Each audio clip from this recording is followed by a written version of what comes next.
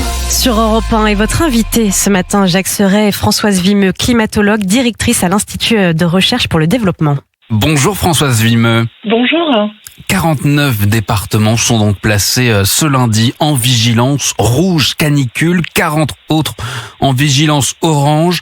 Françoise Vimeux, près de 35 millions de Français vivent dans les zones rouges. Nous n'avions jamais connu une telle extension de cette vigilance rouge depuis sa création. Est-ce que nous sommes en train de vivre un événement climatique véritablement exceptionnel ce lundi ? Alors, en fait, si on regarde dans le passé, c'est effectivement un événement complètement exceptionnel. Si on regarde vers l'avenir, ça n'est pas le cas en fait, puisque ce qui était exceptionnel devient la norme. Et cette vague de chaleur va probablement être du même niveau des vagues de chaleur les plus intenses qu'on a connues jusqu'à présent. Pour bien comprendre le déclenchement de cette vigilance rouge, on l'explique par quoi ? C'est l'intensité des températures, c'est quoi ? C'est le fait que c'est la précocité de cet épisode de chaleur là en cette fin juin, ou bien est-ce que c'est l'étendue géographique de ce phénomène ? Alors la vigilance rouge, elle est décidée à la fois par Météo France, mais aussi par les préfectures, alors que jusqu'à la vigilance orange, c'est en gros uniquement Météo France et selon des seuils de température. La vigilance rouge, ça veut dire qu'on va atteindre des températures extrêmes, que oui, potentiellement, ça fait plusieurs jours que ces températures sont importantes et les organismes commencent à fatiguer. Et puis, on déclare aussi la vigilance rouge dans des départements qui ne sont pas habitués à avoir des chaleurs aussi intenses. Et on la déclare aussi en fonction des capacités de la sécurité civile, quand on est dans le sud, par exemple, ou des capacités des services de santé à ouvrir leurs portes, à récupérer en fait toutes les personnes qui vont avoir des problèmes dus à la chaleur. Donc c'est vraiment multifactoriel et la vigilance rouge, elle permet au préfet de prendre des décisions très rapidement qu'il n'aurait pas pu prendre avec des vigilances inférieures. Françoise Vimeux, je rappelle que vous êtes climatologue. Est-ce que en ce lundi 22 juin, on va connaître la journée la plus chaude jamais connue en France ? Alors, ce que nous dit Météo France, c'est que le pic de cette vague de chaleur, si ce n'est pas aujourd'hui, c'est probablement demain ou mercredi. Les premières prévisions donnaient un pic de chaleur hier, dimanche ou aujourd'hui, mais ça semble être un petit peu retardé. Et surtout, ce qui est nouveau, c'est que la fin de cette vague de chaleur semble être repoussée jusqu'à la fin de cette semaine. Donc la question est vraiment aussi sur la durée de cette vague de chaleur. Est-ce qu'elle va atteindre la durée de 2003 qui était, je le rappelle, de 16 jours. 16 jours en 2003, c'est toute la question en effet si ça dure aussi longtemps sur cet épisode. Ce qui est intéressant, c'est au-delà du potentiel record que l'on pourrait connaître ce lundi, c'est aussi la question de la moyenne nationale. C'est la moyenne de température à l'échelle nationale qui pourrait être là aussi du jamais vu. Oui, alors en fait, quand on parle de vague de chaleur, on parle à l'échelle de l'ensemble de notre territoire. On parle de température moyenne sur l'ensemble de notre territoire. Donc le record, c'est 29,4 degrés. Ça paraît pas beaucoup, mais c'est parce que ça inclut les températures maximales et minimales. C'est 29,4 degrés qu'on a atteint à la fois en août 2003 et en juillet 2019. Donc là, il est possible qu'on atteigne, mais il est même très possible qu'on atteigne cette température moyenne, voire même qu'on la dépasse. Si ce n'est pas en fait au niveau national, il est vraiment maintenant très très probable qu'on dépasse l'intensité de 2003 de manière régionale, voire même localement.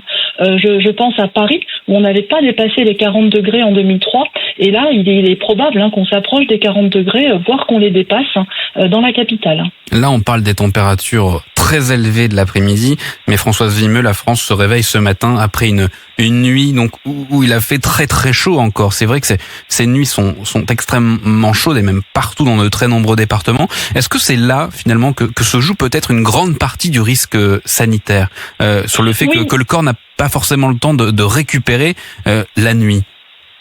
Oui, bien sûr, c'est là aussi en fait. C'est ce qu'on appelle les nuits tropicales. Donc c'est des nuits où la température ne redescend pas en dessous de 20 degrés. On sait que ça, c'est un marqueur du changement climatique dû aux activités humaines. De plus en plus de nuits chaudes. Et ce que nous disent les médecins, c'est que quand ces nuits se succèdent, bien effectivement, les organismes n'ont pas le temps de récupérer et se fatiguent. Et donc c'est là en fait où on craint vraiment d'avoir de plus en plus de recours en fait aux services de secours, sans parler en fait des accidents graves qui peuvent être dus à la chaleur. Et vous, comment est-ce que vous analysez le fait qu'un certain nombre d'écoles, par exemple, vont fermer? Les derniers chiffres indiquent que 845 écoles et collèges seront fermés ce lundi. Il y en a près de 2000 autres qui vont aménager leurs horaires. Est-ce que cela vous surprend, ou est-ce que vous, la climatologue que vous êtes, vous trouvez ça logique? Alors d'abord, ça me surprend pas. On a des températures extrêmes et ça ne me surprend pas parce qu'on sait que nos écoles ne sont pas du tout adaptées à supporter des vagues de chaleur qui vont être de plus en plus précoces. On l'a vu fin mai, on le voit là au mois de juin. Ces vagues de chaleur, elles arrivent sur le calendrier scolaire et la plupart des bâtiments, que ce soit les collèges, les lycées ou même les écoles primaires, ne sont pas du tout adaptés pour ce qu'on appelle un confort d'été, à la fois pour les élèves, mais aussi les enseignants et tous les personnels. Donc, pour moi, c'est vraiment la marque qui nous montre à quel point on est en retard sur l'adaptation en fait à ces vagues de chaleur, en particulier dans les villes. Et donc oui, je trouve ça logique. Non, ça ne me surprend pas.